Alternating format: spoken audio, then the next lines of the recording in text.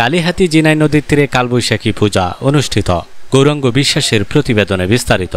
কালিহাতী জিনাই নদীর তীরে রাজবংশী পাড়ার বিশেষ আয়োজন। কালবৈশাখী পূজার প্রধান আকর্ষণ দেবী হাজরা অনুষ্ঠিত। 15 মে রোজ বৃহস্পতিবার কালিহাতীর জিনাই নদীর তীরে দেবী হাজরা পুজো অনুষ্ঠিত। পুজো প্যান্ডেলে উপস্থিত ছিলেন কালিহাতী কেন্দ্রীয় জয় কালী মন্দিরের সভাপতি সুদীপ দত্ত মানব, সাধারণ সম্পাদক মানিক সাহা চৌধুরী, কালিহাতী জাতীয় সাংবাদিক সংস্থার সাধারণ সম্পাদক বিপ্লব সরকার, কালিহাতী প্রেস ক্লাবের সিনিয়র সাংবাদিক বাবু গৌরাঙ্গ বিশ্বাস, কালীবাড়ির সদস্য শঙ্কর সাহা, স্বপন সাহা, নিতাই সাহা, পলাশ বিশ্বাস সহ অন্যান্য নেতৃবৃন্দ। দেবী হাজরার প্রধান আকর্ষণ মাটির মূর্তি নয়, মানব মূর্তি দিয়ে গঠন করা হয়েছিল সে দেবী হাজরার কাঠামো। গঠন করা হয়েছিল হরিশ্চন্দ্র রাজার শ্মশানঘাট, লক্ষ্মীনারায়ণের মূর্তি, মানব লোকনাথ মূর্তি, মানব শিব পার্বতীর মূর্তি সহ অন্যান্য অনেক সুন্দর সুন্দর আয়োজন, যাহা ছিল গ্রাম বাংলার সেই প্রাচীন রূপ। অনুষ্ঠানটি ছিল চোখে পড়ার মতো।